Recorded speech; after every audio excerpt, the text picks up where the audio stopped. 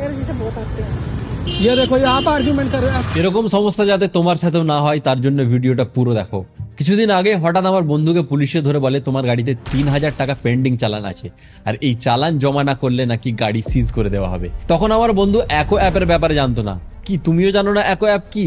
আসলে আজকাল শুধু সাবধানে গাড়ি চালালেই যথেষ্ট নয়, কারণ টেকনোলজি অনেক এগিয়ে গেছে। রাস্তায় বসানো আছে হাইটেক ট্রাফিক ক্যামেরা, যেগুলো গাড়ির নাম্বার প্লেট অটোমেটিক্যালি স্ক্যান করে নেয়। স্পিড একটু বেশি হলে, ট্রাফিক রুল একটু এদিক ওদিক হলে, নো পার্কিং জোনে দাঁড়ালে বা সিট বেল্ট ঠিকভাবে না পড়লেই চুপচাপ চালান কেটে যায়। আর মেসেজ না দেখলে এই চালান আমরা বুঝতেই পারি না। বেশিরভাগ কার ওনার জানতেই পারে না যে তাদের গাড়িতে পেন্ডিং চালান রয়েছে।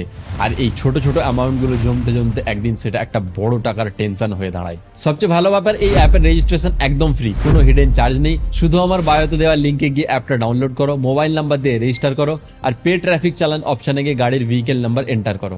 একই স্ক্রিনেই দেখতে পাবে সব পেন্ডিং চালান, কত টাকা এক্সট্রা চার্জ, কোথা থেকে চালান কাটা হয়েছে, সব কিছুই। চাইলে এই অ্যাপ থেকে ডিরেক্টলি পেমেন্ট করার অপশনও রয়েছে। তাই কার চালালে শুধু সাবধানে নয়, ইনফর্ম থাকাও জরুরি। অ্যাকো অ্যাপকে একবার চেক করলেই অপ্রয়োজনীয় চালান আর টেনশন দুটোই কমে। ডাউনলোড লিঙ্ক বায়োতে রয়েছে, আর এমনিতেও অ্যাকো কমেন্ট করলে আমি ডিএম এর লিঙ্ক পাঠিয়ে দেবো। Drive safe, stay safe.